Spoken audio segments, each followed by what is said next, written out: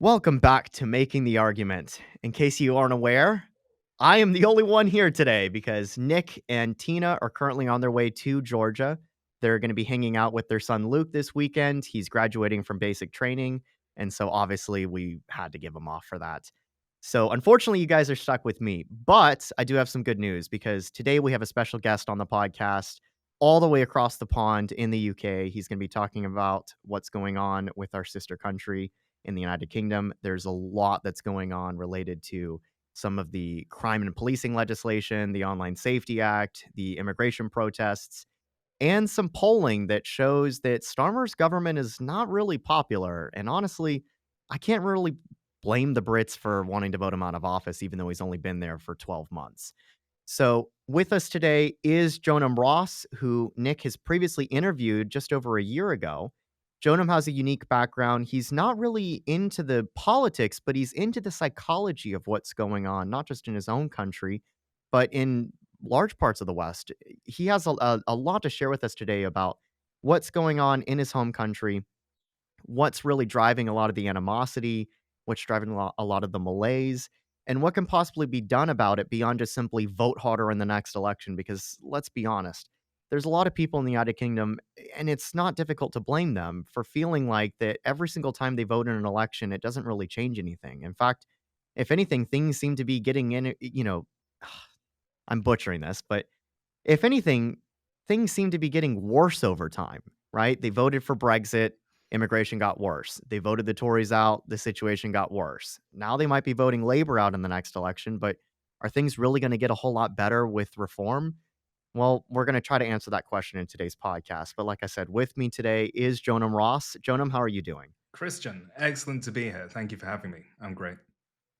It's great to have you on. This is the first time that I'm actually kind of interviewing you. The previous time that you were on the Mhm. podcast, it was just you and Nick, but, Yeah. you and I actually met before you even got a chance to talk to Nick for the first time. It was 2 years ago in December 2023. I was in Birmingham, and we got to get, we got a few drinks together over at a pub somewhere. I can't even remember the name of the place, but it was somewhere in downtown Birmingham, and Mm. we had a nice couple hour long conversation that was the first time that we ever met, and we kinda kicked things off ever since then. I know that I attended your wedding last year in September. That was Yes, almost a sir. year ago. By the way, how's that going? I know that you just wrapped up a, couple month, excursion in the Mediterranean.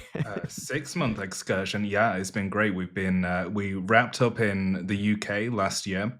So I was based in Edinburgh, and then we decided that sunshine would be great. So we went over to Crete, spent 3 months there.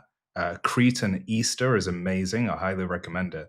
And then we weren't quite ready to come back to the UK, so we hopped over to Albania. So yeah, the digital nomad life is suiting us very nicely.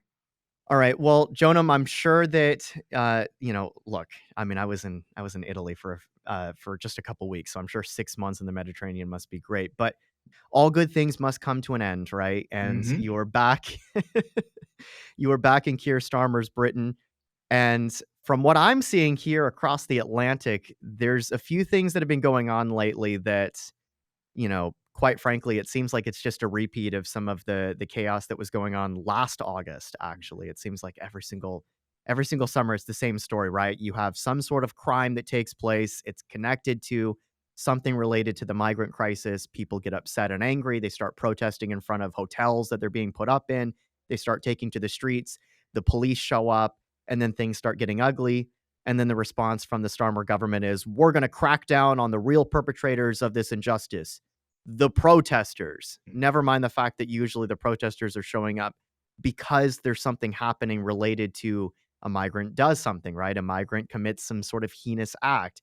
Usually it involves women. There's all sorts of injustices that are going on that's leading, quite frankly, to just this boiling up of public resentment about the fact that the system that's supposed to be representing them, quite frankly, it's creating a two-tier justice system. And for those who don't realize this, either in the UK or in the US or really anywhere in the world that might be watching, there's one piece of legislation that I really have to show folks because this is just truly incredible. So this is a copy of Labour's crime and policing bill that they've recently introduced in Parliament. This is going through right now. This is page 2 of it. And if you look at the beginning of this, it's actually incredible. It opens up with part A1 here, respect orders, and it defines this as follows. A court may make an order under this section, it defines it as a respect order, against any person aged 18 or over, which it calls a respondent. And it goes on to say that the criteria for one of these respect orders is right here. If the court considers it just and convenient to make the order for the purpose of preventing the respondent from engaging in antisocial behavior. So you might be asking yourself, okay, well, what's antisocial behavior? Well, that's a great question, and it answers it at the bottom of page 2 here. It says, in this part, antisocial behavior means conduct that has caused or is likely to cause harassment, alarm, or distress to any person. So, for those of you keeping score, that is about the most open ended definition of criminal behavior that you could possibly imagine. Not cause, might cause harm, alarm, or distress to any person. So I was talking to Jonam right before we started filming here, and I was like, that's really interesting because you could argue the mere act of introducing this legislation could be causing significant distress or alarm to millions of people across the United Kingdom that are looking at this saying, you're infringing upon my freedom of speech. You're criminalizing behavior that hasn't been conducted yet, and you're giving the courts an open-ended jurisdiction to say anybody that can point to anything and say, "Whoa, this is potentially causing me alarm or distress as an individual. You need to put in a respect order in for this person." And by the way, that actually leads to an interesting question. What exactly do these respect orders do? Well, unfortunately, the answer to that is they can do anything. It says right here that a respect order it gives the time frame, but it says that the respect orders can, quote, require the respondent to do anything described in the order. So you have a crime and policing bill that says the courts are going to have the ability to put in respect orders that will require the respondent to, quote unquote, do anything if they're found guilty or might be guilty of causing distress, alarm, or harm to any person. That is arguably the most Orwellian piece of legislation I've ever read in my life, and you're only on page 2 of a 144-page crime and policing bill. So, I mean, in the United States, I look at this and say, I struggle to find a single court that would not strike this down as unconstitutional, even a liberal court. I would look at something like the Ninth Circuit out of California and say, even they would probably strike this thing down as unconstitutional. Even liberal justices would likely strike this thing down as unconstitutional. This would fly right in the face of not just the First Amendment, but certainly right to due process, because you've created such an open-ended process that, again, the court basically has carte blanche to say, well, you might have caused distress to this individual, so therefore we're going to put in a respect order to compel you to do anything that we want you to do. And I look at something like this, and I look at what's going on in the UK, and I can't help but feel like that there is effectively no freedom of speech that's left in this country. And if that sounds like an exaggeration, you just need to look at the fact that this is not a one-off thing. This is a new piece of legislation that's going through, but there's already existing pieces of legislation that indicate that freedom of speech is effectively dead in the United Kingdom. I'm sure that many people have already heard about this legislation right here, and I've got the Guardian article pulled up.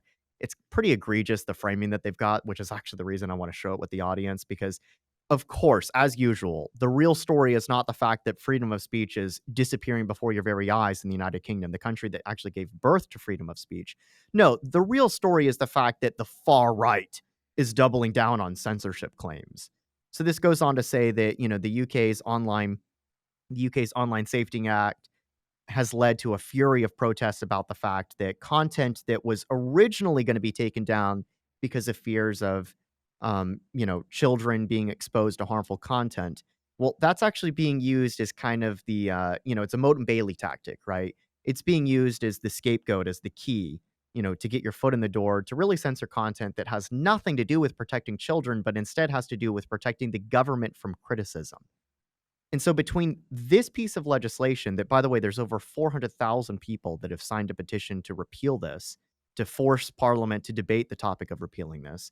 between this piece of legislation and Labor's new crime and policing bill, as an American, I look at this and feel like the country that gave birth to the very concept of freedom of speech no longer has it. And Jonam, I know that your background is more in psychology and analyzing this from a different perspective than, say, electoral politics. But the reason we wanted to bring you onto this podcast is because you live there, you were born here.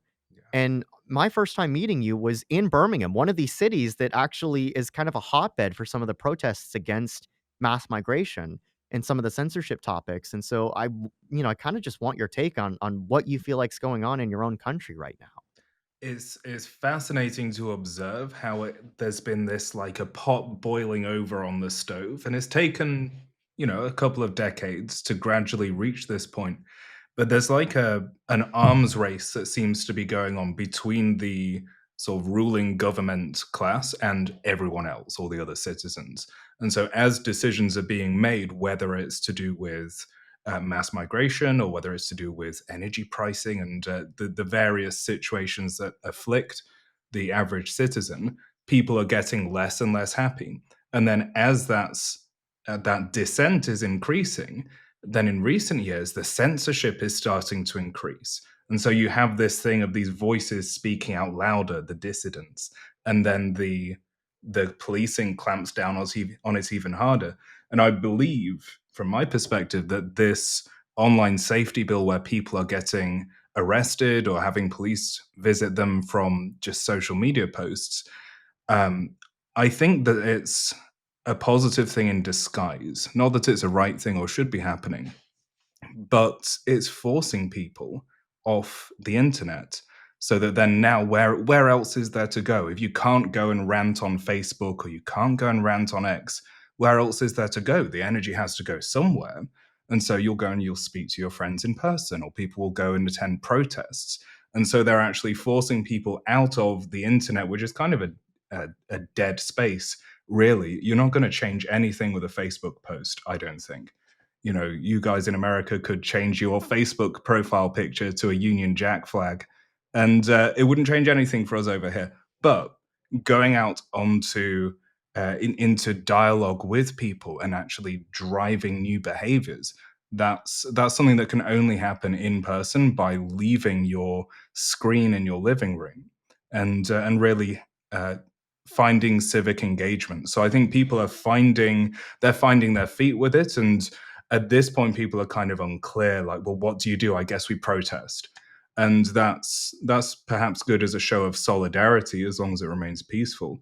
But then really the question that we can unpack as we go is, well, what else can be done? How can we make this generative rather than just reactive and responding to what the bad actors are doing? How can we be generative? How can we proactive and build something worth building? So I'm cautiously optimistic that this is kind of a galvanizing moment where the British public, and look, it's a beautiful country. And like you said at the beginning of the episode, I've been out of the country for 6 months. And so when I first left, there was a feeling of relief because I was like, okay, there's zero chance of having a policeman knock on my door right now. And so there was relief. But then on coming back, I expected to be stressed. I expected the old feelings to come back. And what I noticed was that there was this kind of falling in love with the country again and seeing how the stereotypes are not accurate. Like, English people are really friendly, generally pretty helpful. It's easy to have banter. It's a beautiful place, and every town and village you go to has these war memorials of the thousands and thousands of grandparents and great grandparents who sacrifice themselves for the country. And so there's so much richness here.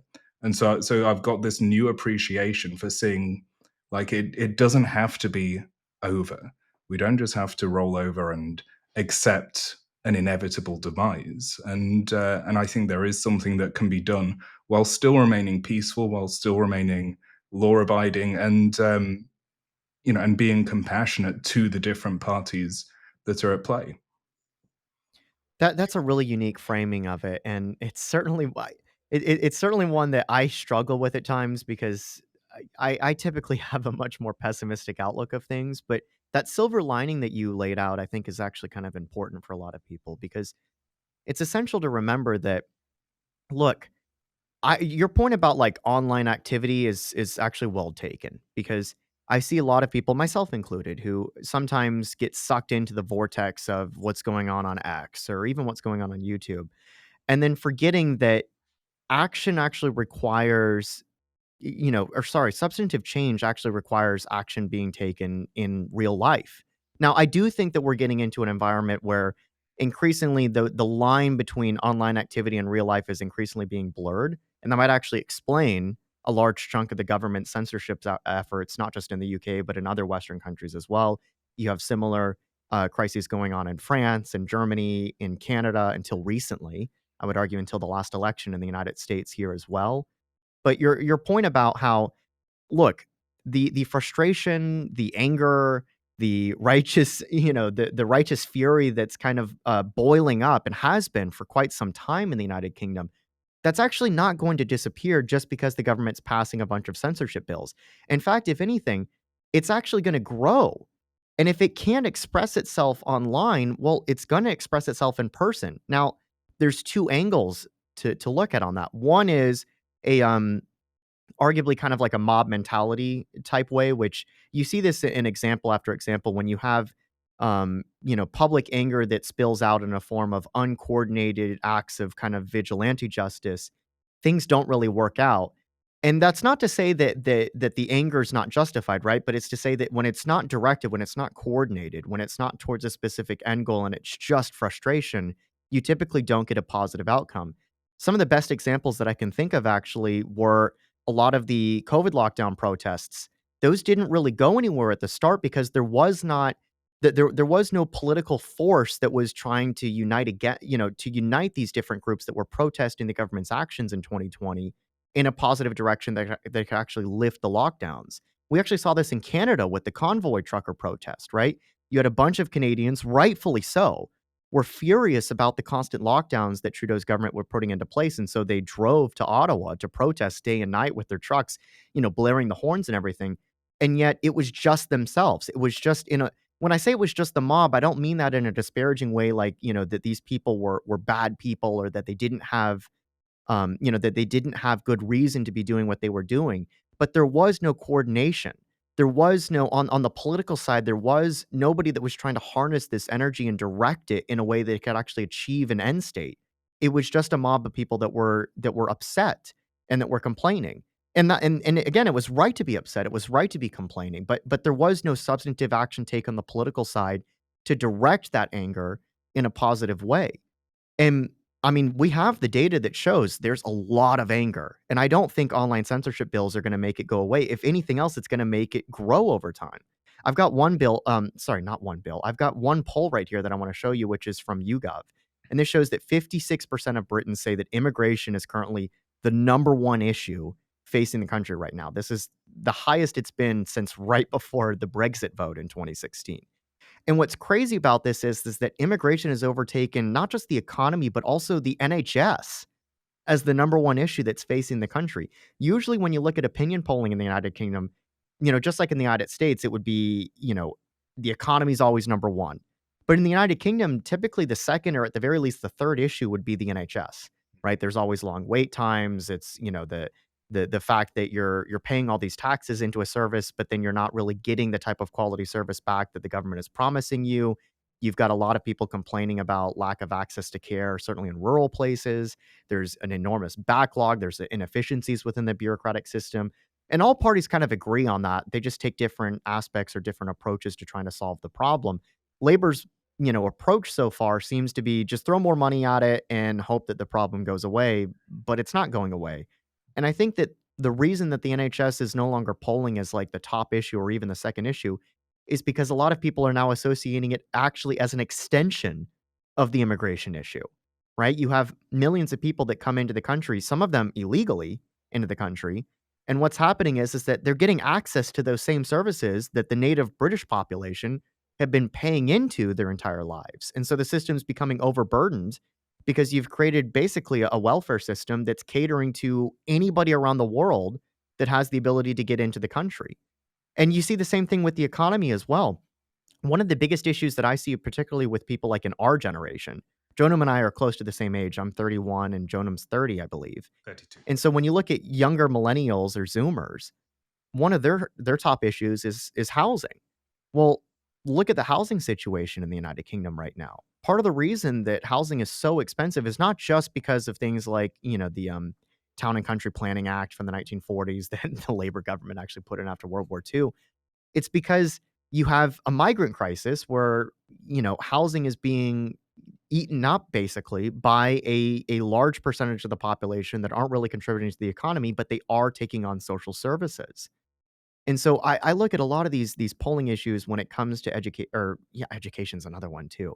I got my master's at the University of Birmingham, and the United Kingdom for a long time was kind of held up as, the twin pillars of the highest standards of education in the world alongside the United States. And when you look at the university system, they're also in crisis, right? You have lack of funding, you have professors that feel like that they're not getting paid a lot. Now, a lot of them, ironically enough, were big fans of the very problem that they're now suffering through, which is a lot of these professors, a lot of these university faculty were in favor of many of the left-wing policies that created this crisis. And so now they're kind of reaping what they've sown. But I look at each of these issues, housing, education, healthcare, the economy in general, and kind of all of them are meeting at the point that immigration comes into the conversation.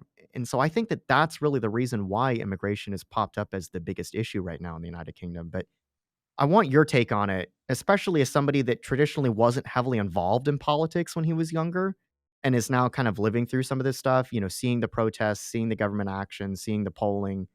What's your take on what's going on right now and where the general sentiment is, Jonah? There's a kind of perfect storm that's been brewing for decades now.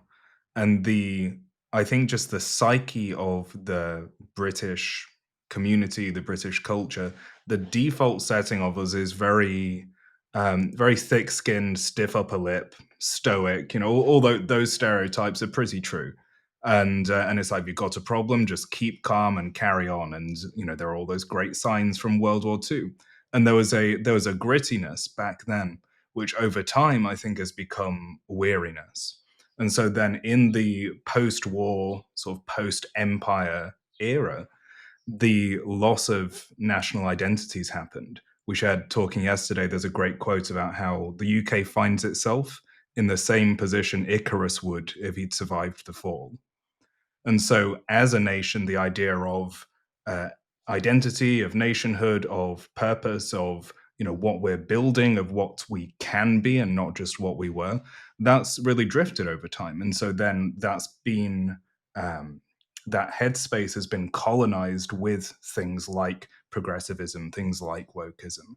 And so there's been this kind of atomization and this corrosion that's happened in the British psyche over time. Not that the individual people and the individual mindset is not still strong, but it's become disconnected from a sense of heritage and disconnected from a sense of the future and disconnected from each other. And so, as this pressure is building, I think people are starting to wake up as they go, well, the government's not going to save us.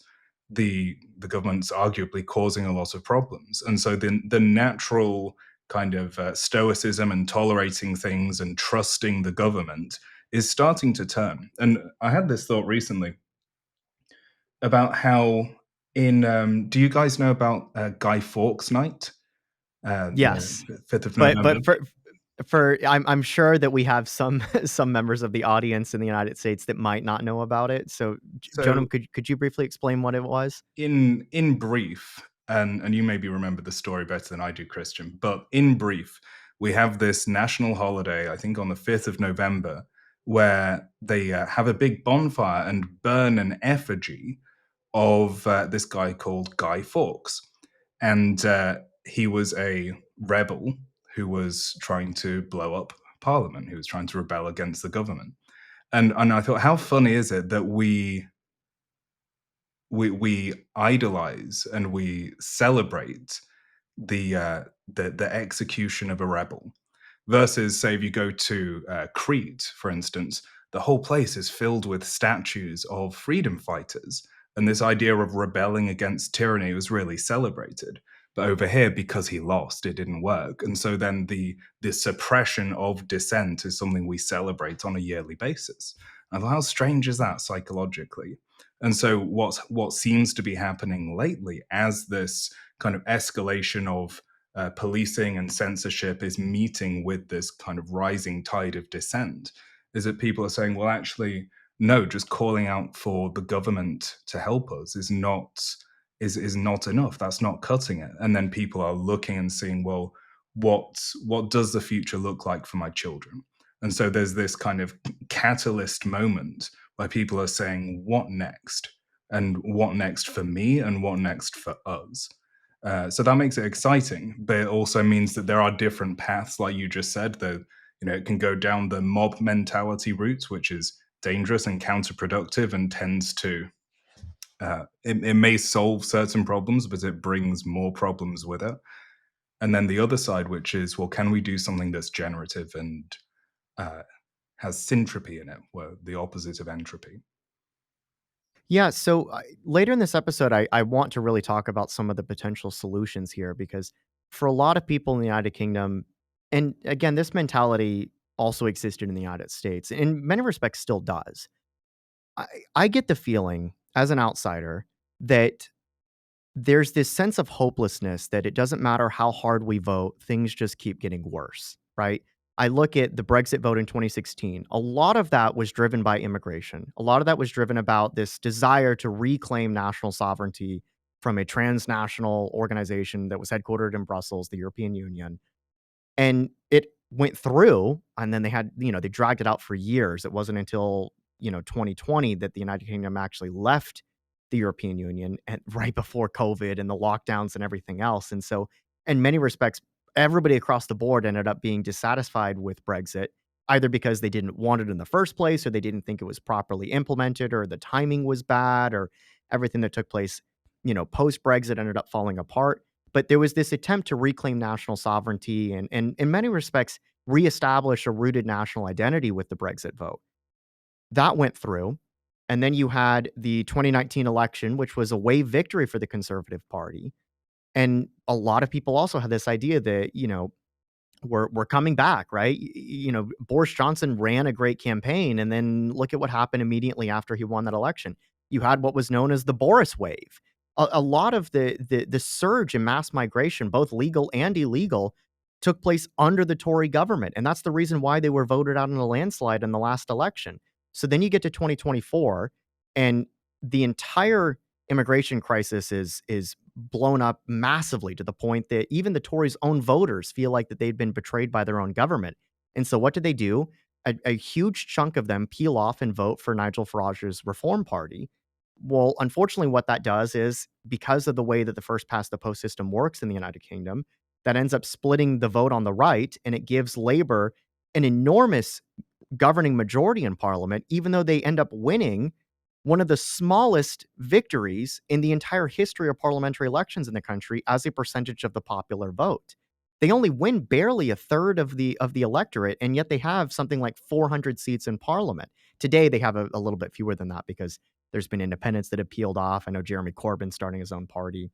But the fact is that there's this sense that no matter how we vote, no matter how hard we vote, things keep getting worse. And so eventually, like you said, things eventually boil over, right? And so you get these protests like the one in front of the Britannia Hotel in Canary Wharf. I've got this article pulled up here where, again, this is an example of kind of not just censorship, but also, basically a police crackdown on what's going on. And the headline here is that police require everybody to leave the vicinity of the hotel and not return for 28 days. And why is that?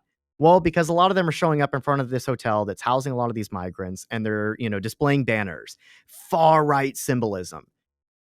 And what exactly is that far right symbolism? Oh, it's the English flag.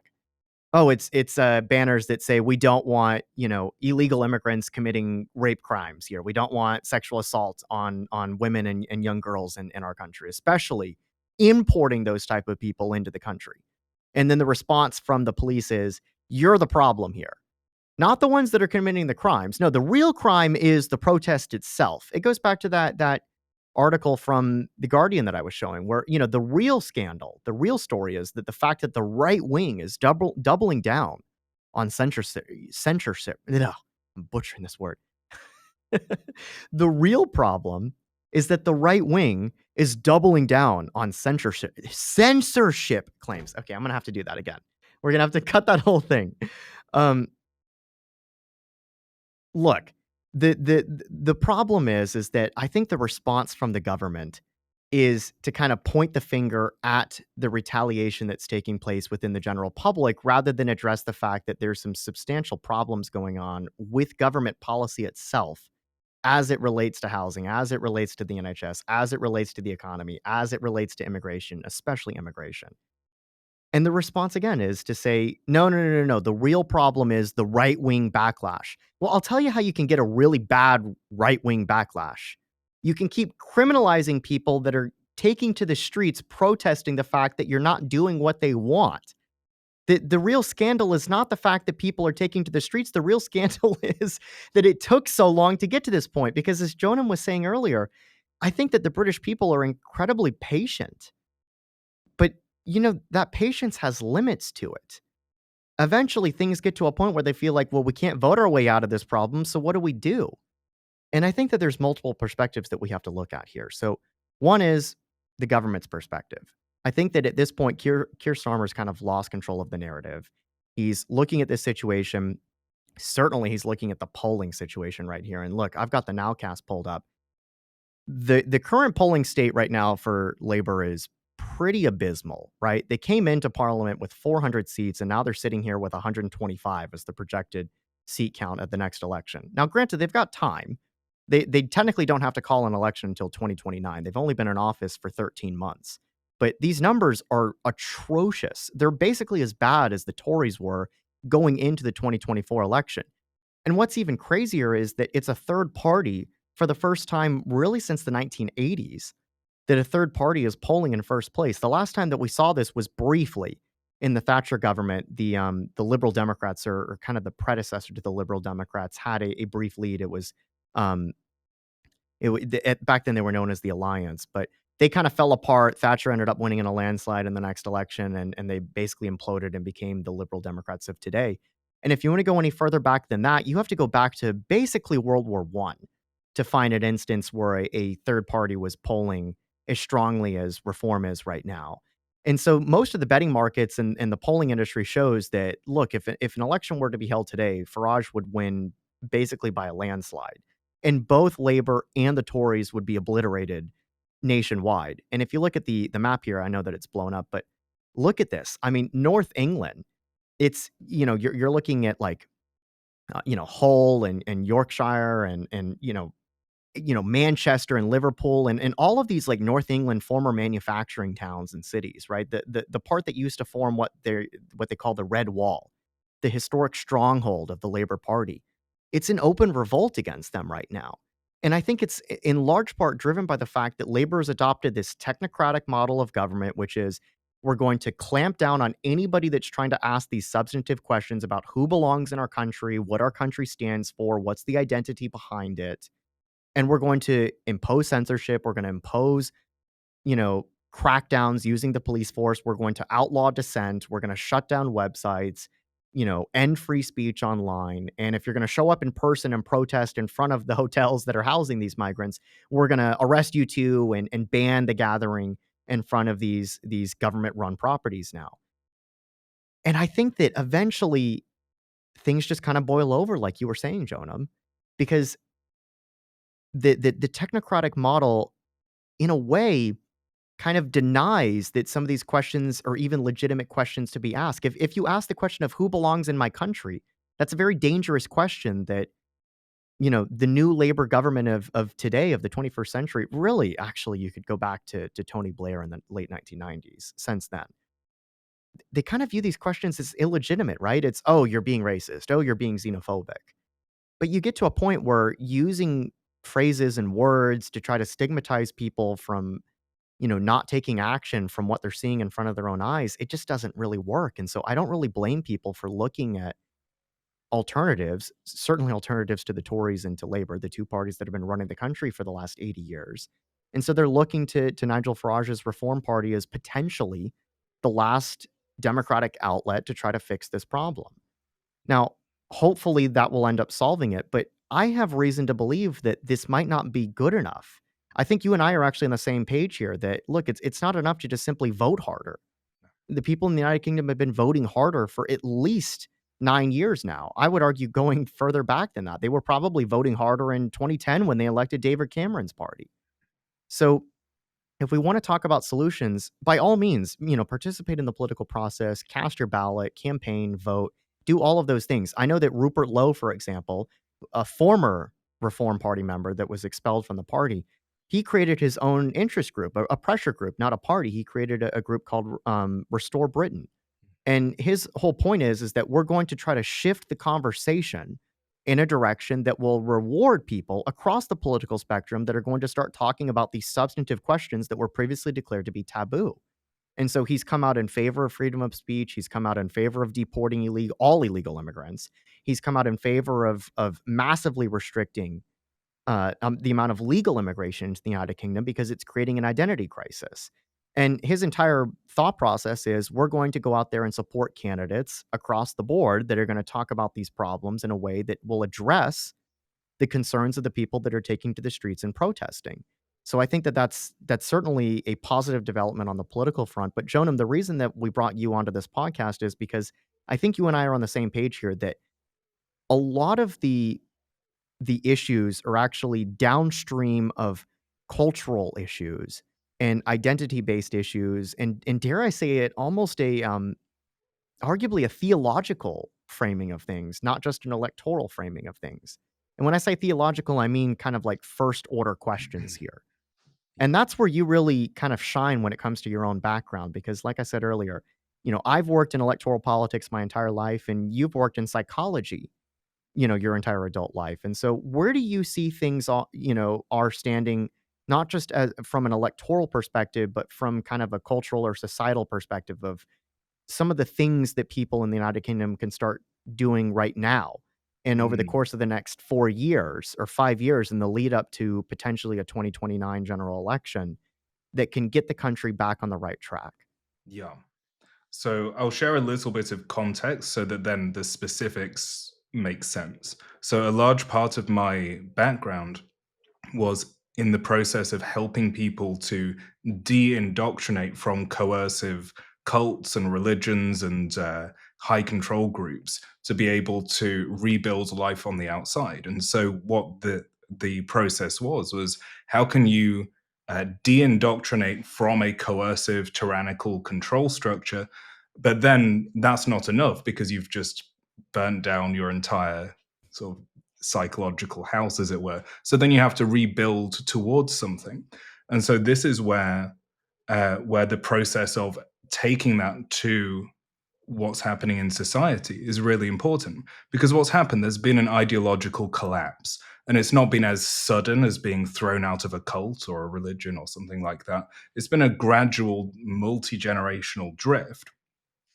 but the question remains the same: is how do you orientate yourself in life and in the world?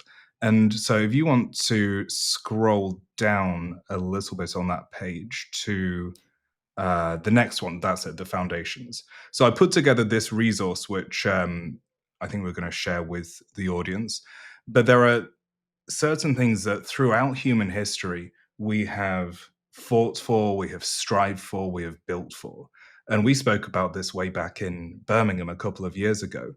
And they are faith, higher purpose, God, whatever you want to call it, this higher order, this theological sense of something bigger and greater than you. Then the next level down from that is your sense of country, your sense of national identity, national pride. Beneath that is your local community, so your town or your immediate surroundings and how you slot in there. The next is family, and the final one is self. People used to have a sense of personal honor and dignity and pride in a healthy sense. And when you take those away from people, they become atomized, they become very easy to control. And so some would argue that it's not happened by accident. But what I encourage people to do, which is perhaps a controversial perspective to share, is that it's very easy for people to sit and criticize all these migrants coming over and they don't integrate at all. And the question is, would you? You made this point when we were talking yesterday, Christian. Like, if you as an individual person go to another country where it's a different language, different culture, you'll probably try to integrate. You'll learn some of the language, you'll find a way to fit in. If you traveled over there with everyone from your town and you just had an enclave of everybody who everyone else speaks English, you're not going to integrate. And so it's completely natural what's happening if you think about it in psychological terms. Like, why would they do any different? But also the ease with which people just criticize and dismiss rather than saying, hey, what can I learn from my enemies? What can I learn from the people I may disagree with? And if you think about it and look at those five domains, a lot of these groups have them all. There's a strong sense of faith, there's a sense of a theological purpose and alignment of what they're wanting to bring and expand and colonize the world with. There's a sense of a not so much a country, but there's a an international nation of people. They have this shared group identity, they have the shared community identity, and then they will have these kind of mutually supportive things where they'll support each other's businesses and they'll engage as a community and they'll hang out at school together. The sense of family, well, the families will collaborate, they'll build businesses together, they'll pool resources together. Then themselves, they see themselves as a microcosm of this aligned macrocosm. And so you may not agree with the principles and you may not like what's being done in this kind of expansion that's been taking place, but you cannot deny the effectiveness of it, and that's the problem people are complaining about. But rather than sitting back and going, government, police, army, mummy, daddy, someone come save me, we could look at this and say, well, how could we apply the same principles, all of which are completely legal?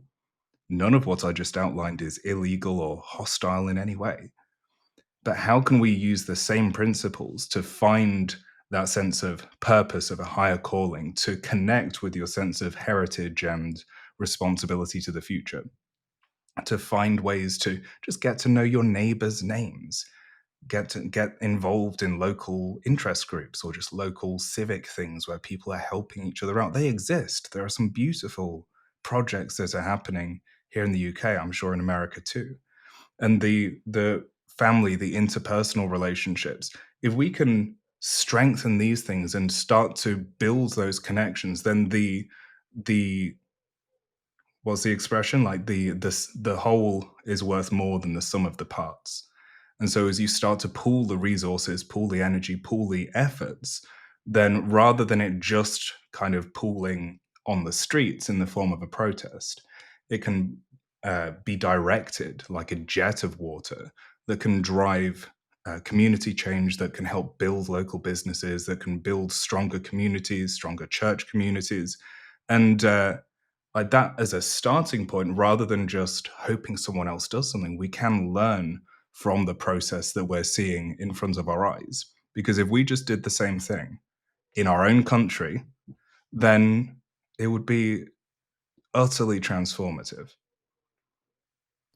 I want to briefly go through some of these things because as I'm reading this guy that you wrote up, it kind of strikes me that every single one of these points, and you briefly talked about this, every single one of these points has been systematically destroyed really over the last century. You could argue that it's accelerated over the last like 50 years or so, maybe even the last 30 years.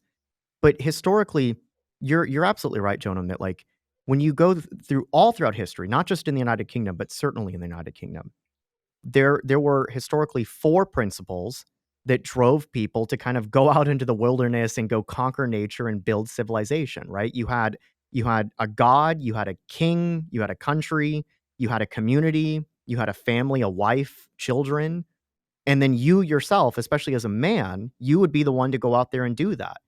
I remember reading once that, and I can't remember where this quote came from, but I remember reading a quote that says something along the lines of, "If you give a man a country, a wife, and a child to die for, he will suffer through almost anything. He will go out there into the wilderness and he will build civilization.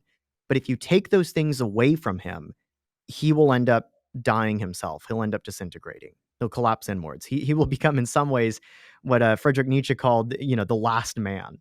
Mm. And when I look at the current state of the United Kingdom and really the West in general, I look at all of these points and you talk about faith, country, community, family, self, even.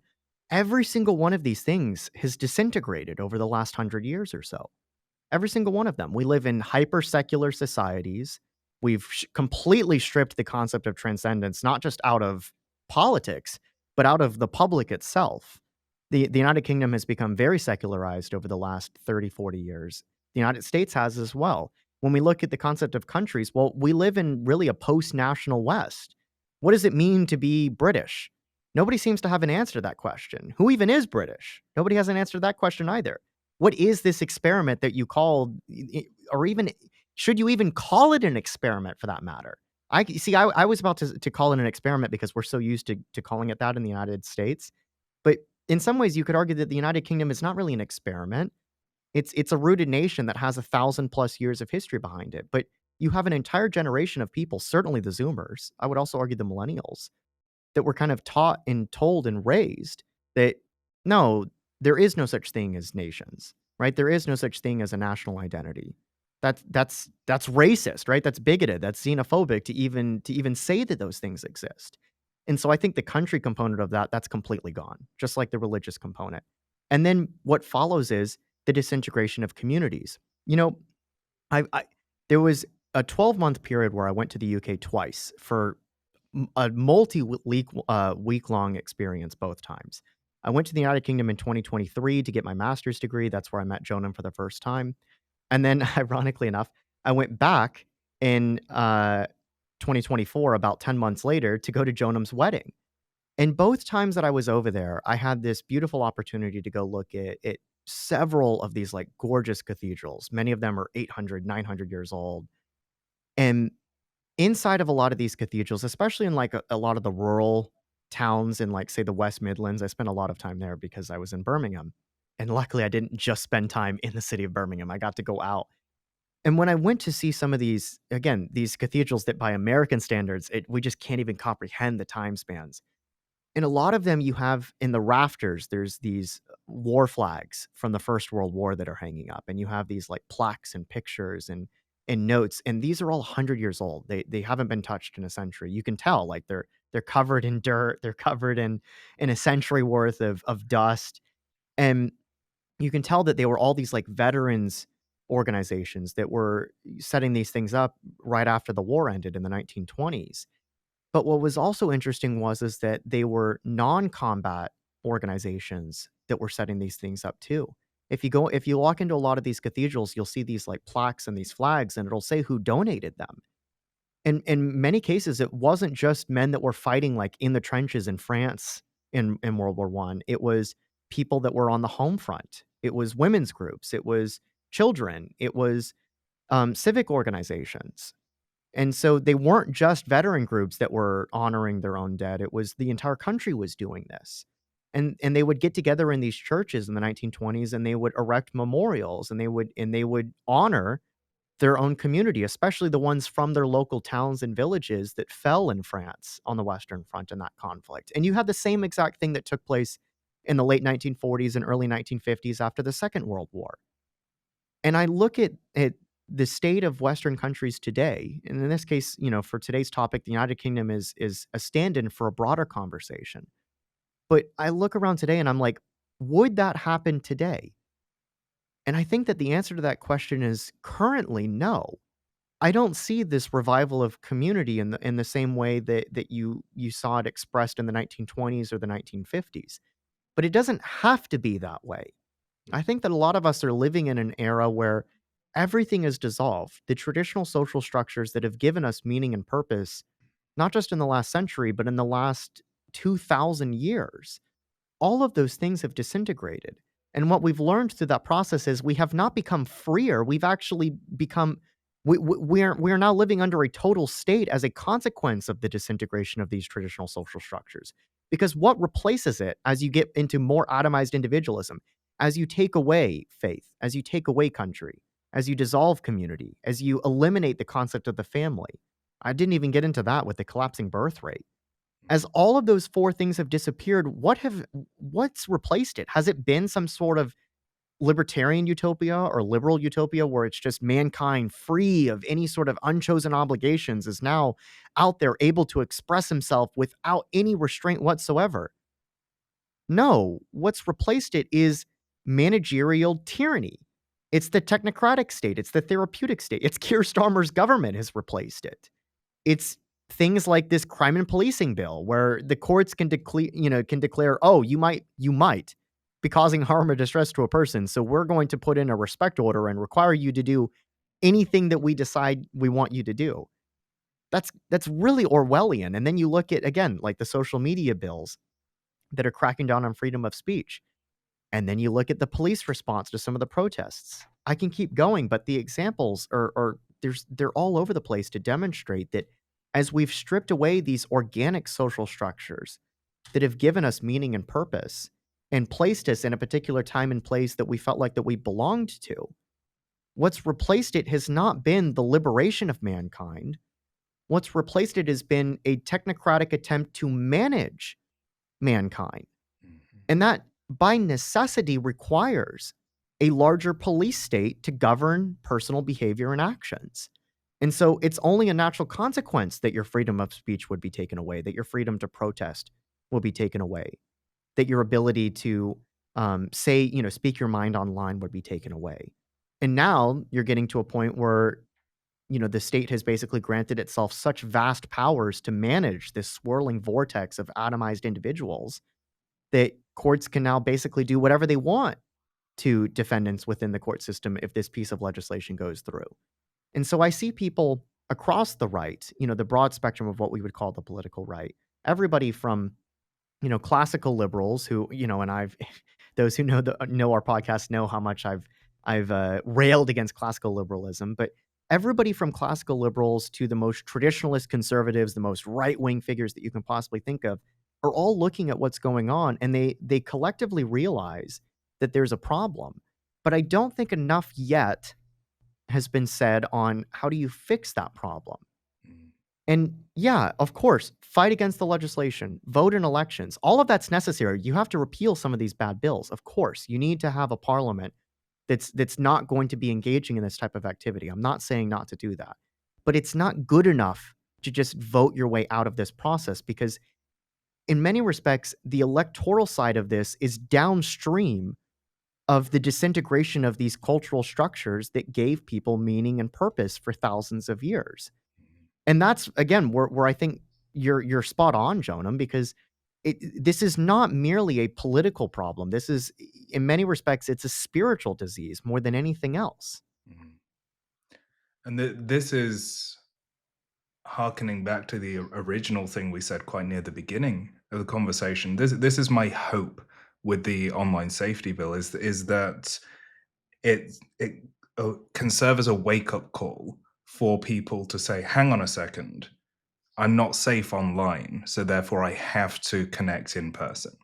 And when you make these genuine human connections with people, that's where change can happen. And I know I'm repeating myself from earlier, but the the loss of these different levels here, these foundations, that has also been accompanied by the rise of social media. I think that's been an accelerant because how can you not be more atomized when you can reach the world through a little device that you're holding in your hand? Then why would you leave your front room? Like we've all done it where you'll spend ages scrolling on stuff. Like you become less active in the real world because we're not wired as mammals to really comprehend looking at a screen. It's so new to us just as a species. So of course we've become infatuated with it. But once that becomes like the hot stove, where you're thinking, well, maybe this isn't the sort of Edenic, beautiful thing that I can just enjoy, then it will force people to wake up. And my hope is that people will treat it as an invitation to do that, to say, hang on a second, maybe a little bit more civic responsibility is appropriate here. And then once people have that waking up moment, then the question is, how can we orientate ourselves? So things like these five and also the four on the next page I put together is so useful to be able to have. I imagine this as a little compass where if you have these values in place, it's a really solid start.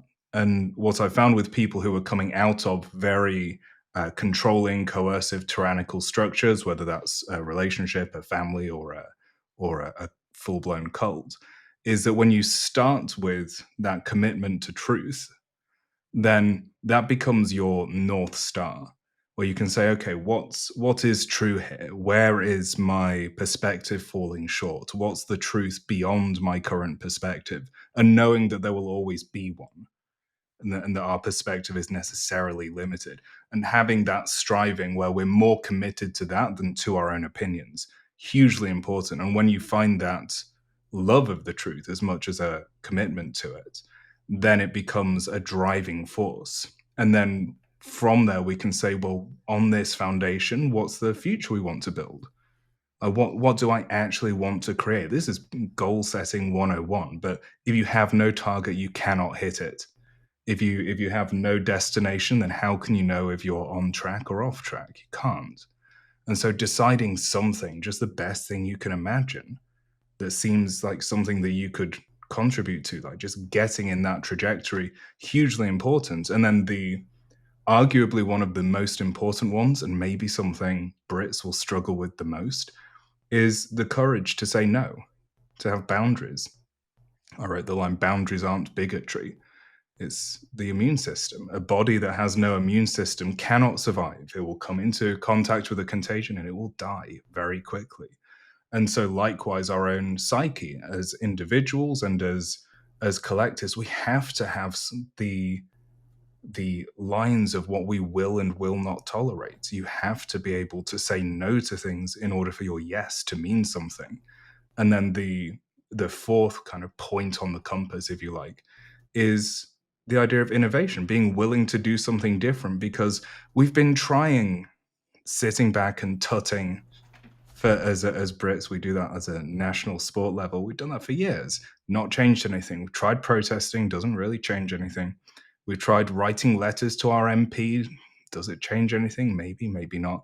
Like the well trodden path is the path that's kind of going round and round in this circle that's wearing ever deeper into the muddy field. And so we have to be willing to break from the well trodden path and see, well, what have we not tried that's generative, that's committed to truth, that has this clear vision of the future and is steering towards that? It's it's such a powerful starting point, and I've seen people apply these principles when they're at rock bottom, just due to life circumstances. But when you have something like this to orientate to, then it becomes a guiding principle where you can then extend it beyond yourself, where you can bring these into your relationships, to your friendships, to your local community, and then beyond. We don't.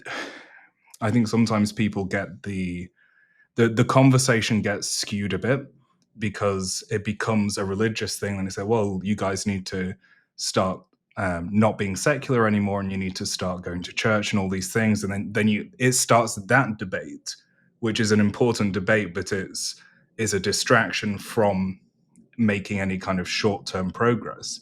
And so I introduce these values as a kind of stopgap to say, yeah, we'll have the religious debate at some point, and that's a really important one. But for now, something positive has to be done. Something generative must be taking place in order for that debate to even matter. So it's kind of an atheist safe, secularist safe little roadmap, which I don't think anyone can really disagree with.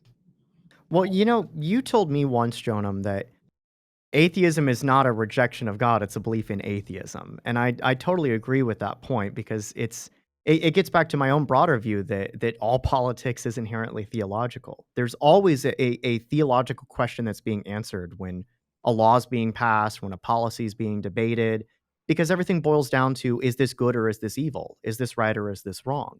And those are first order questions. They're inherently theological questions. And so the points that you've got up here at first glance, especially, somebody like in the US, a very conservative evangelical Christian would look at this and say, well, this is too wishy-washy. But the point I think of what you're trying to do here is start with just very basic questions, almost in the way that like the Greek philosophers of the classical era would do, Yeah. right? And then say it's from those starting point questions that you can then answer the more complex questions that will eventually get back to rebuilding civilization. But you have to start with a basic question of things like, what is truth? Where can you find truth? What is the importance of faith? What's the importance of the concept of countries, right? What's the importance of the concept of family? These are generalized concepts, but they will obviously have a specific application. Like, for example, you did not marry a general woman, Jonam, right? You married a specific one, right? But that's still in pursuit of building family and hopefully eventually building community, not a generalized community, eventually a specific community. Mm, But I get your point about how these are, kind of first order questions to then build upon. They're not the end point, they're the starting point. mm, And so when I look at some of my own friends that are in the United Kingdom, I have a few of them, not just yourself, of course. Every single one of them I know have kind of gone in different directions when it comes to answering that religious question. I know some of them have gone back into the Anglican Church. I know some of them have become Catholics, and traditionally England has a messy history with the Catholic Church. You can ask Henry VIII on that, and some of them have gone into even arguably by British standards, relatively unorthodox traditions. I have a friend in Northern Ireland actually that is, believe it or not, he's Orthodox. mm, He's Eastern Orthodox, and there's really no historical tradition of the Orthodox Church in the United Kingdom. And so what I've seen is that, and these are all guys like in their 20s, by the way. Every single one of them is younger than I am. yeah. And what I've seen is that they're going in different directions in a way. Now, they're all within Christianity, but they're going into different churches. But what they're trying to do is explore exactly what you just laid out there, which is that commitment to truth and rebuilding the concept of faith. And they're doing it in different ways. In long term, that might create messy problems, right? You can go back to the the European wars of religion, and hopefully we'll never get back to that point. I think that's actually, believe it or not, side tangent. I think that that's part of the reason that you saw the emergence of secularism within the Enlightenment era was because we were trying to answer these messy theological questions as Europeans in the 16th century, well, 15th and 16th centuries, and because we could not agree on these questions that came out of that came out of the Reformation, we ended up kind of putting them on the back burner after the Treaty of Westphalia and saying, "Oh, we'll just set that aside, right? We're not going to try to answer these questions and move on to other things." And in many respects, that gave birth to secularism. And so there's a chance that we might get back to a point where these massive questions will have to be answered specifically. But right now, we're beginning a much broader journey, which is how do we pull ourselves out of this arguably this delusion that secularism taught us that no, we don't actually need to answer these questions. They're irrelevant. This is all, mumbo jumbo, woo woo spiritualism that doesn't actually matter in the real world. Well, Richard Dawkins spent decades saying that. And then he came out, in the last couple years and said, actually, I miss living in a culturally Christian country. Now, he stressed the cultural side, right? But he himself is looking around and seeing the consequences of the type of world that he brought about, and he's not happy with it. Yeah. And so when I look at what's happening with Zoomers that are turning back towards organized religion, or even a personal return to religion, even if they're not going back to an organized hierarchical church, they're certainly trying to explore these type of questions. I think there's a lot of second and third and maybe even fourth order questions that will be answered down the road. But Yeah. the one silver lining that I see is that we're returning back to asking those first order questions. Mm, Like, it's not just Richard Dawkins, it's not just the Zoomers. I also know that, like, Carl Benjamin in the UK has done the same thing. He was raised as an atheist, or at least an agnostic, and he struggled with this type of stuff and said, "I just never really found a reason to believe anything because I wasn't raised to do so, and I never really thought it was important to ask these questions." mm, And he started to attend churches because he's now asking these type of questions. He's now trying to answer them. And, he's kind of begun what might be a very long journey, and I don't know yet where he's gonna end up on that, but yeah. the mere fact that people are starting to ask that first question that you've laid out here, this faith and higher purpose, right? And I love the language that you used here. What occupies the throne of my consciousness? Convenience, comfort, or calling? Mhm. Again, I look at this and say, this is everything is downstream from that, basically, in the same way that I said that politics is downstream from theology. Because when you try to replace this type of eternal question with secular humanism, you end up getting a form of nihilistic hedonism that then gives way to a more hostile group that will answer this question for you. And that gets back into the whole immigration thing, right? Because when you look at the migrant crisis right now, to your point about how, you have these like ethno-religious sectarian enclaves that are popping up in places like Birmingham. They're not secular humanists, right? That are that are moving in. They firmly have a worldview of their own. And what they're doing is that they're filling a void that emerged that secularism created within the United Kingdom. Mhm. And so now when I look at other people in the UK, particularly Zoomers that are turning back to different churches, they're trying to fill that void themselves. And so I think that's an incredibly positive first step in what might be a very long journey. The Mhm. other one is country itself. I think that it goes back to your point about boundaries. Look, we were told for a long time that, like you said, boundaries are bigotry and that it's the emergence of boundaries is what creates conflict. No, conflict is what gives birth to boundaries. It's not the other way around. It's not that boundaries create conflict. It's that conflict is eternal and always exists in the world, always. And that boundaries are created to mitigate and mediate conflict, to deal with the fact that conflict is a reality of the human existence. And yet I think and for good reason, you could argue the motivations behind it. When you look at the 20th century, you had 2, especially in the United Kingdom, right? 2 back-to-back world wars where millions were killed. And, your country's bombed to smithereens. You had the Germans leveling southern England in the Blitz. And the response is, we can never allow this to happen ever again, right? We went through 2, you know, devastating European-wide world war conflicts, right? In a span of not even one human lifetime, one generation, and we cannot allow that to happen again. And so what do? We create these intergovernment organizations. We create these multinational organizations. We create the UN. We create the IMF. We create NATO. We create the European Union, the World Bank. I can keep going, right?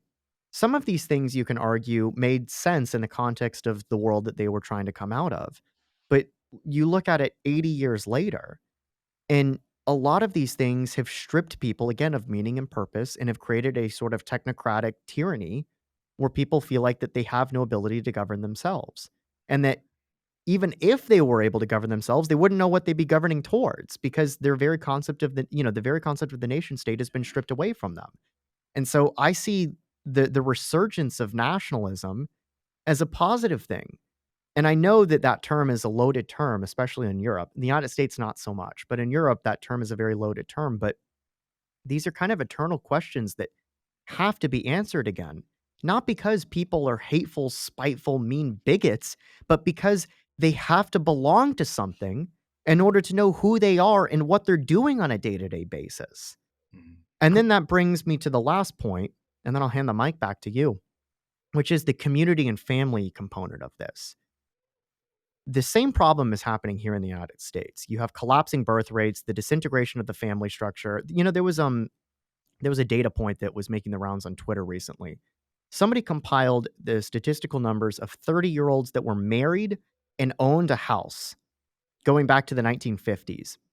And until between 1950 and about 1990, the percentage of Americans that met those two categories, right, that were 30 years old or older and owned a house and had or, by the age of 30, right, that owned a house and were married and had a wife was north of 50%. And so it wasn't like everybody was meeting that goal, but that was a goal to aspire to. There was this idea that I want to be married and have a house and start a family by the time I'm 30. Today, that number is hovering at about 10%. Mhm. And so that just total collapse. And you see it in the birth rates, right? Like it's, the collapse in marriage, the collapse in birth rates. Part of the reason that the immigration stuff has become an issue is it goes back to the technocratic, solutions, right? Oh, people are interchangeable parts, nations don't matter. We just need to maximize GDP and efficiency. And so if the people in the United Kingdom are not having babies fast enough, they're not having families fast enough, then we have to import people to replace the fact that they're not replacing the natural working force. Well, the collapse of the family structure is another component that even if you deported all the illegal immigrants tomorrow, even if you deported all the immigrants tomorrow, Mhm. the country's population would be declining because the birth rate is not large enough to replace it. And so that's a whole nother crisis there. So I look around at the religious component, the national component, and then the family and community component. And there's, each one of those things is a separate crisis. But I agree with you, Jonam, that like it's not enough to just despair or vote harder. The only way that we're going to pull ourselves out of this problem, both here and in the United Kingdom, is we have to start taking the steps, no matter how small they are, on an individual basis to do whatever we possibly can within the stuff that we control as individuals to try to address these things. And with the understanding that you yourself, the listener, the viewer of this podcast, and me, myself as an individual, and you yourself as an individual, none of us by ourselves are going to solve these civilizational questions, right?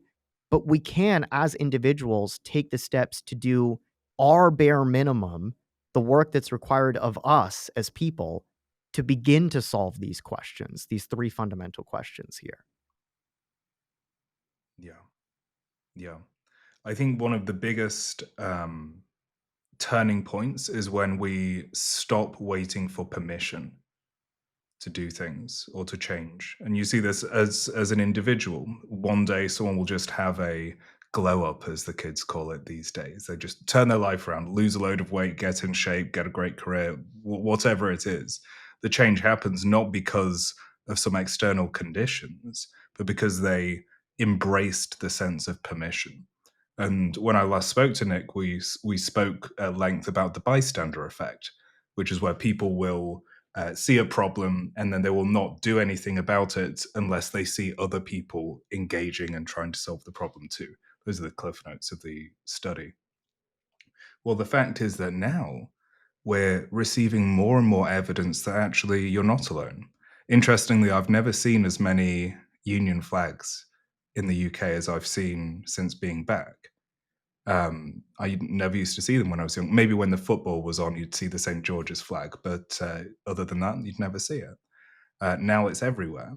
And so this bystander effect is starting to reach a tipping point, I believe, where people are saying, well, I'm not the only one who feels this way. I'm not the only one who wants things to be different. And as they notice that, you can feel the sense of permission to do what's right, feel that sense of permission to make whatever change it is, whether it's just getting your own life sorted out or your own health so that you can stand up for your family, so you can stand up for your community. If it's being more proactive in terms of local government or other civic activities, the sense of just full permission to actually take part and live life as an active participant is something to really grab hold of, because I think with the invention of things like television and smartphones and social media especially, we've conditioned ourselves very much towards spectator mindset, spectating and entertaining. And so we'll be, maybe getting attention on social media, or writing some blog post or something which gets a bit of attention and isn't that great, or we're consuming something else or doom scrolling on something else. There's this disengagement with life. And so the hamster wheel turns and nothing changes. Versus when you say, actually, life's here to be living. I'm here to do things, and maybe I'll make mistakes along the way. Maybe I won't. Probably will, but I'll live it fully and actually live as if your life is important, uh, because it is. And whether it's so a lot of the work I do is with people who have audiences, influencers, leaders, people with messages where they want to go beyond just having kind of clicks and views to actually driving behavioral change. But it's not just for people with an audience. It could be easy for some in the audience to say, well, it's all right for you, Christian, and all the other MTA guys. You've got this great platform, you've got X amount of subscribers, and like you can make a difference, but I can't. But that's totally wrong. It's totally wrong. Like the difference you guys can make with the platform you guys is astounding, and you do such great work. But like each individual listening it, where they can hear it and they can action the things they hear and they can join in with the proactive, high agency approach to making themselves, their family, and their community better. Like that's really where the change is going to happen. So the sense of permission, embracing that, and knowing that you actually are important, uh, there's a vital to hold on to. Because if people try and make you feel like that's not the case, then they're your enemy. And if they succeed in doing that, then you've lost. So this is where I think that a lot of the personal stuff that you talk about from your own unique perspective with your background in psychology meets the political component with some of the organizational stuff, the party stuff, the movements that have popped up, obviously the protests that we were talking about earlier. Because, on your point about how it's you as an individual can make a difference, I think that you're spot on when you talk about how there is this silver lining with the fact that if people are no longer doom scrolling, no longer acting like a passive observer, that events are just happening to them and they have no, they've lost all sense of agency, right? That's kind of the last stage of atomized individualism is the complete loss of agency on your own part. Once they get past that point and they realize, "Oh, I actually do have agency." That's when you get huge changes that can take place. And what I see right now is things are turning into a powder keg in a dangerous way, but they're also turning into a tremendous opportunity. Like when I see the growing number of people who realize, like you said, that they're not alone, that they're not an atomized individual, that they're not crazy, right? That it's not like that they're the last sane man on earth and that the rest of society is taking crazy pills, then they can take action into their own hands, but not without direction, right? That's where the whole community aspect comes from. And so when I see more and more people that are, uh, you know, kind of putting down the iPhone and stopping the doom scrolling and taking to the streets, I'm hopeful for that, not because I think it's going to end in just, oh, mob violence that the government cracks down on and throws everybody in prison, and then we just get stuck with, again, technocratic, management without any sort of rights for the rest of time until finally, people just kind of breed themselves out of existence and Western civilization dies off. Instead, what I'm seeing is the opposite. I'm seeing the emergence of an organic movement that's kind of waiting for leaders to come along and take the reins of it and direct it in a way that's positive and constructive. This is why I briefly brought up Rupert Lowe's Restore Britain. I'm using that as an example. I'm not simply saying that that's the only solution, but the fact that there's a conversation being started on this front of no, we need to get back into organizing. We need to get back into, meta politics, not just electoral politics. And there is a real difference between those two things. Yeah. Once that gets to a certain point, a lot of this energy that you're seeing in the polling, in the public sphere, on the streets, that actually becomes harnessed and directed towards a positive end state. Believe it or not, the best analogy that I can give is my own country's revolution against your government.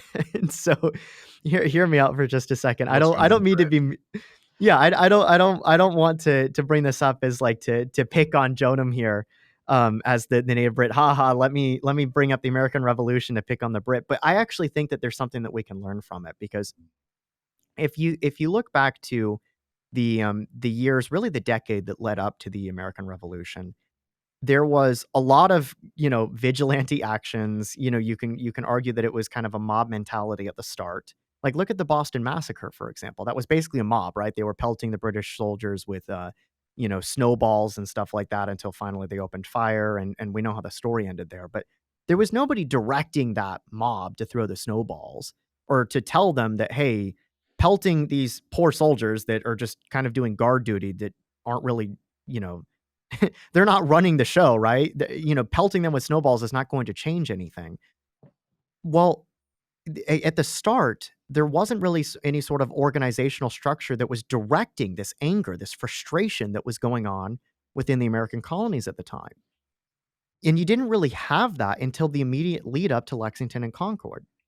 And what happened right after Lexington and Concord? Did you have the mob descend on Boston and, storm the city and drive the Brits out? And it was just we, the people, in the colloquial sense, that kind of took matters into their own hands? No, you had at first a disorganized militia that became an army that took orders from George Washington, who was appointed commander by the Continental Congress. And so and you also, on the political side, had individuals that never fired a musket in their life, but they nevertheless played an essential role in directing and organizing the revolution towards a positive end state to make sure that it didn't end as just a violent mob, right? It didn't end in the way that the French Revolution ended. And that, I think, is essential because there's energy right now. We know that there's energy right now. People are it's not just, this channel. There's multiple channels. I'm sure if you wanted to, you can search on YouTube and find dozens of videos from other channels talking about what's going on in the United Kingdom with the protests, with the riots, with the government crackdowns. It's obvious that there's energy there. The question is the energy going to be directed towards a productive end goal that has in its sights a specific outcome that it wants? And I think that is the most essential component here that's still missing. But the good news is that we have begun the process of answering that question. Mhm. I think that there's people that are looking around right now and they say, we've got the people, we've got the energy, we've got the frustration and the anger. And if we don't want it to just turn into burn it all down, right? Turn it into mob violence, but we want to turn it into something productive and positive where we can actually take the reins of government, shift the narrative conversation, have that vibe shift that everybody's waiting for. That requires a bit of political organizing, not in the electoral sense, in the metapolitics sense. Yeah. That's the last component that I think is still necessary is what they would say in Italian elite theory. Somebody like Vilfredo Pareto would say is you need a counter elite to emerge that would actually take the reins of what's going on and direct it towards a positive end state.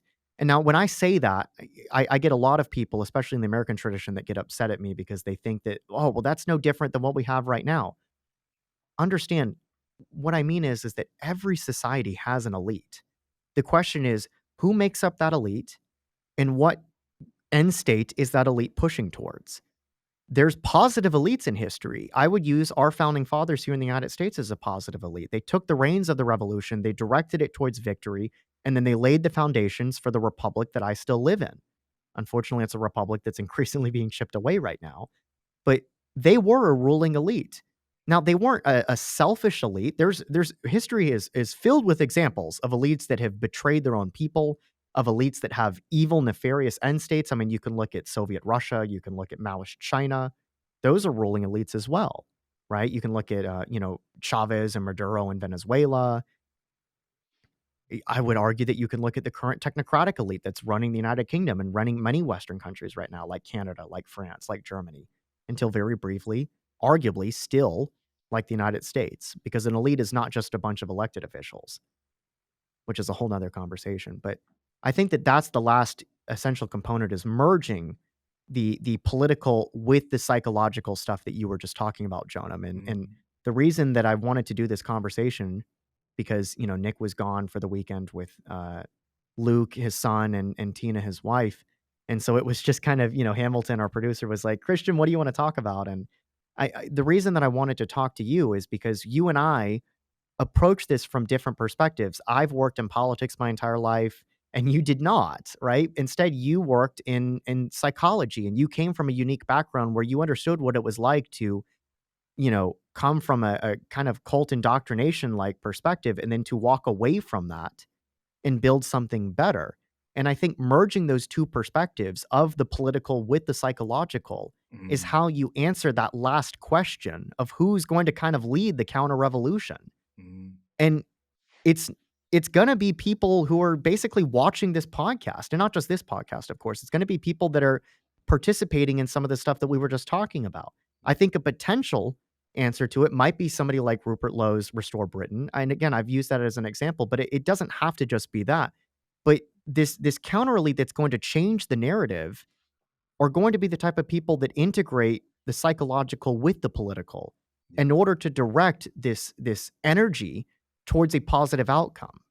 And so the last thing that I want to talk about before we go to the questions here with the audience is, from your perspective, which is a relatively apolitical perspective, what do you see as like the prospects of basically what I laid out there? Do you think it's just going to get worse? Are people going to kind of, again, go down the Nietzschean last man sense? Or are they going to push back in a way that's uncoordinated and chaotic? And again, you get that kind of mob violence, or do you think it's going to be, what I laid out, hopefully, as the positive solution of what we've got right now, which is that people are going to start getting organized and harness that energy towards a positive end state? I think that if not people, but if we organize and direct our efforts, then I think it can be anyone's game. Now, this is as someone coming from the culture we're talking about, where it's very fresh in the cultural psyche. I was raised with the stories of World War II, when before America came to save us, before Russia started pushing on and beating the Germans, when it was just us, and it's like Hitler had rolled through the rest of Europe and was knocking on the doors of the UK, and the whole country was ready to fight to the last man. That was just how it was. So there is that kind of pig-headed stubbornness in me, I'm sure. But I think it's rooted in something very real, which is that exactly what you said. The authority is not necessarily this elite class, like a sort of inherited monarchical status or something like that, but it's for the people who actually take the responsibility, who claim the permission, like we spoke about before. And the biggest mistake that we have to stop making is thinking that it's enough to be right. There are so many people who have great ideas and who are genuinely on the sort of path of pursuing truth and all these things that we're talking about here, but they think, well, I'm right, so I should win. And it's like, well, that's not how it works. The person with the best story or the best vision of the future doesn't win the game. It's the person who's best at playing the game. And what I see is a lot of people, whether it's like influencers with large audiences or just individuals who have an opportunity to maybe make an impact in their community, is that they get squeamish at the idea of things like strategy or tactics or influence, and they think, well, isn't that sleazy? Isn't that salesy? Isn't that manipulative? And the fact is that the mechanisms of influence um, are amoral, not immoral, but they are like morally neutral. They can be used for good or for bad, and the bad actors are using them left, right, and center. We could do an entire episode breaking down the sort of coercion and manipulation tactics and just influence mechanisms. I've got an entire series of articles I've written about this, and they're using it liberally.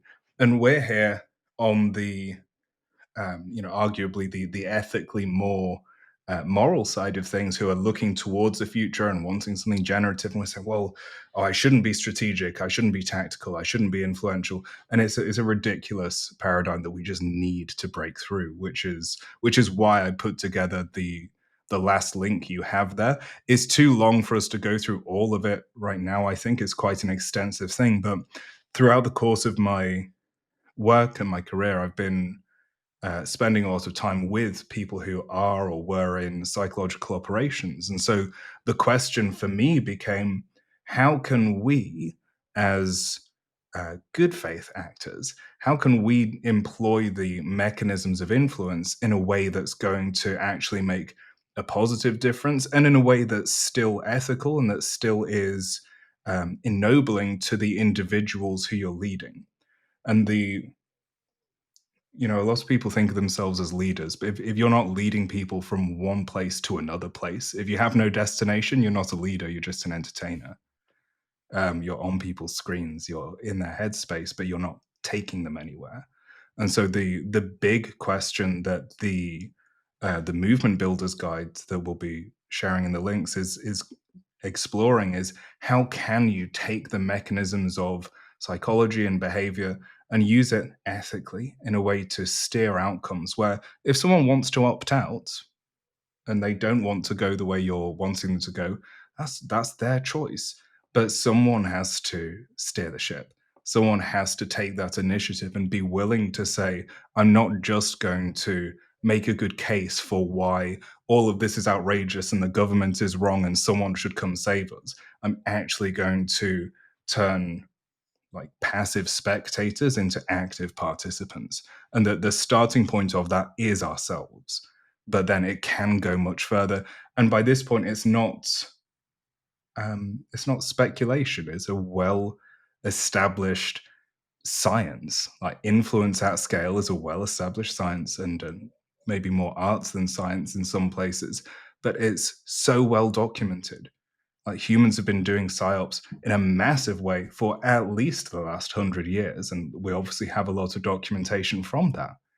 And when you combine that with the transcendent, when you combine that with the ethical and the moral and the love for what you're protecting and the love for what you're creating, then why would it not be possible? So that's my stance. I think that that was beautifully said, Jonam. We've got a question from the audience that I think you're actually kind of uniquely suited to answer.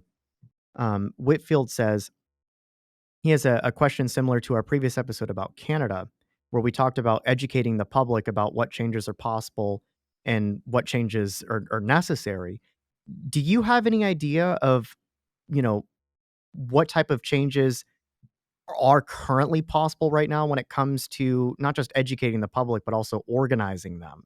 Especially from your unique perspective, because the way that I would answer that question with my background in electoral politics might be very different than, say, your approach to that question. Mm.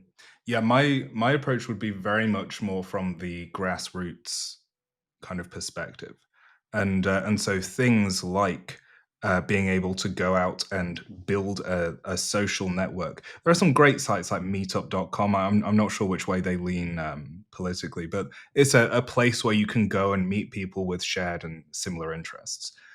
Those types of places where you just take the opportunity to go out and have real conversations with real people. I think that's the beginning of where we can start to find out what the actual lay of the land in. So it might take some kind of social savvy because of bills like the ones we've discussed. You may not want to come straight out of the gates with some controversial remarks about migrant hotels or something, but test the water, be smart, and then find the people who are on a similar page to you. Not that you want an echo chamber, and it is really important to have the different sides and the different considerations taken into account, but just starting there and saying, well, rather than seeing, can I get some bill passed to change what children are taught in schools, which may change something for someone 5 to 10 years from now, like rather than just focusing on that, see, well, where are my conversations leading people? When I speak to someone at the coffee shop or the pub or at work, are we just spinning our wheels, or are we actually covering new ground? Are we covering important ground? And so my approach would be uh, one, it would be building the what we call the memeplex. So the idea of a meme in the sort of Richard Dawkins sense is a contagious idea, right?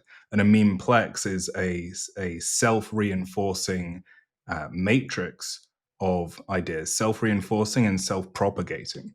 So brands, cults, sort of political movements, ideological movements, those would all qualify as being memeplexes.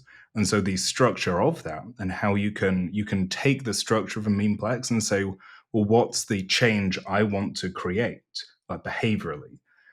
and then what are the underpinning truths and beliefs and concepts, and then like arguments and counter arguments beneath that, the tip of that iceberg.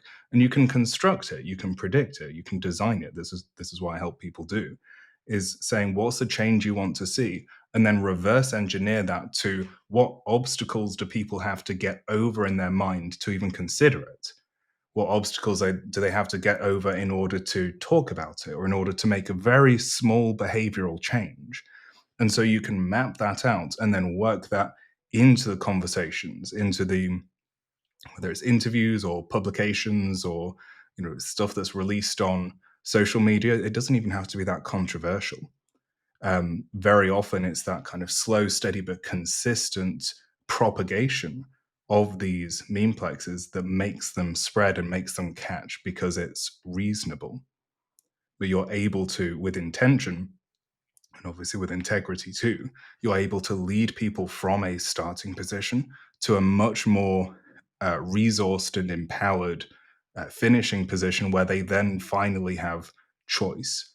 And so that, I'm not sure how specifically we've answered his question, but that would be the overview of the approach: is see where you are, much like if you were in in a military unit that specializes in this kind of thing. They don't just go in all guns blazing. They say, okay, we need to befriend the local populace. We need to start doing work by, with, and through the local populace. So, how do you build the relational infrastructure to allow that to happen? I would love to pick Nick's brains about that, because I'm sure he has some stories. But this principle of saying, well, just from where you are, with the network that you're able to build and the conversations you're able to have, what change do you want to see, and then experiment with it, and then from there you can expand. Just like when you start getting into shape, like the first 10 push-ups or something, if you've never done them before, is torture. Eventually you can do 20, and then 50, and then 200. And so just start where you are and then expand that boundary of your influence, and then how you are stewarding your influence in your sort of sphere, however big or small it is. When you steward it more capably, then you will grow the sphere that you're able to operate in. I would definitely love for you to be able to come back on at some point in the future to talk to Nick again, because it's been a year since you previously had a conversation with him on this show. Yeah. And part of the reason is because you come from such a unique background compared to, I'm sitting here like, okay, what parliamentary seats need to be targeted? How many votes are needed in each constituency? Who would be the best candidates to run? Like, that's how my mind usually operates, because that's what I do for a living. Now, I've never done electoral work in the United Kingdom, but I've done that exact same type of work here in the United States, basically my entire adult life. And so we just approach this from different perspectives, but that's the reason I asked you the question, because I do think that it's not enough to just run numbers. You have to think about the psychological side of this as well, like you were bringing up. I know that we're short on time here. So the last question that I want to get at for just a couple minutes is about the legislation. One of our members of our audience asked that, are any of these laws able to be repealed? And I actually know the answer to that. And of course, the answer is yes, they can be. This has been well enshrined through tradition of the last several hundred centuries that Parliament is supreme. There's this concept of the crown and Parliament, that there's effectively nothing that Parliament can't do in the United Kingdom. And it just requires the political will to do it. And that's probably going to require a different government and a different party that's actually elected to Parliament to do it. But I know that Nigel Farage has said that a lot of these bills he wants to get rid of if he gets elected. I just don't think that it's necessarily enough to simply say, okay, so therefore let's vote reform and everything will be fixed. That much it should be very obvious at this point that that is not the case. I think that for one thing, Farage, for all of the good that he's done throughout the years, I don't think that he necessarily realizes where the public is at on some of these things, and he needs a bit of prodding from time to time to kind of realize, "Oh, I actually should be doing X, Y, and Z because people want X, Y, and Z. I don't need to take the moderate or socially acceptable route to some of these things, because there's so much energy and anger out there that people, if anything else, are upset that we're not going far enough on the right, to quote The Guardian, who loves to go out there and accuse everything of being far right. It turns out that the average British voter is actually pretty far right by the Guardian standards. So, I hope that that answers the question for our audience that, look, there are solutions to these problems. It's not as if that this is some inevitable fate, to go back to what Jonah was saying near the beginning of this podcast, that the United Kingdom is doomed.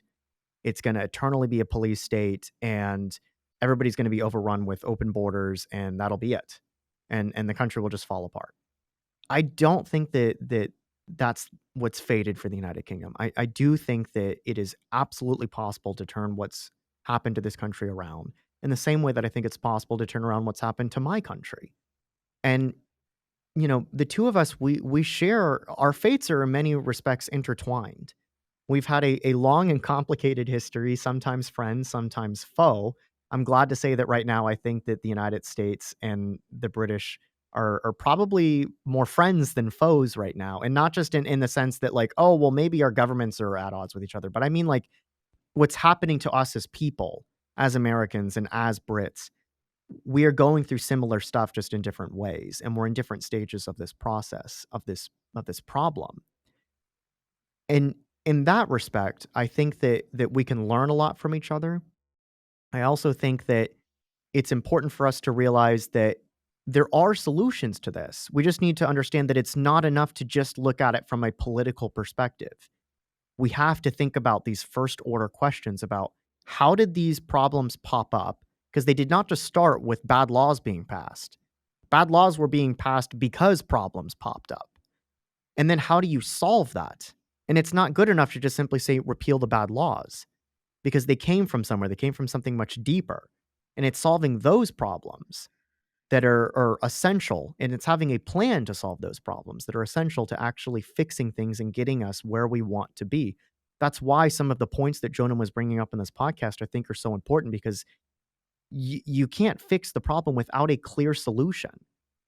And the biggest question that's going to be confronting us in the years and maybe even decades ahead is what are those solutions and what do they look like? What is the type of world that we want to be living in? It's not enough now to just be looking around and saying, I don't like the status quo.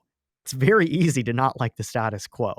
And I hope in today's podcast we showed some examples of how the status quo is not working for the United Kingdom.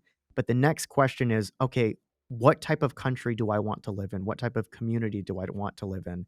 And what steps are necessary to bring about that future vision? And that might be a much deeper, question that we'll hopefully be able to answer in future episodes as well. But Jonam, thank you so much for being on in today's episode. I know that it was a big hurdle for just you and I to be covering for for what would normally be a typical, roundtable podcast, but I think you did a phenomenal job laying things out from a perspective that goes beyond just the typical 24-hour news cycle, electoral politics type of stuff that, I really focus on with my own line of work. So I think this was a great conversation and it's really teed up what will hopefully be some really productive conversations in the future as well. So again, thank you so much for being on. I really appreciated it. Yeah. And I hope that you enjoyed your honeymoon in the Mediterranean and that um you'll be coming up on your 1 year anniversary with your wedding. For the audience members who don't know, Hamilton and I had the privilege of, and I know I brought this up at the very start of the podcast. Hamilton and I had the privilege to go and attend Jonam's wedding in September in the UK, and it was phenomenal. It was beautiful. And when it comes to solutions, stuff like that, and I'm guilty of this. I will admit this. Getting out of your house, going out there and interacting with people in the real world and trying to on an individual basis start doing the basic stuff to fill that void that we were talking about on those four fronts. Jonam's already begun some of that work. Hamilton and I still have some work to do on that front. So, on that note, thank you so much for tuning in, and we will see you next time.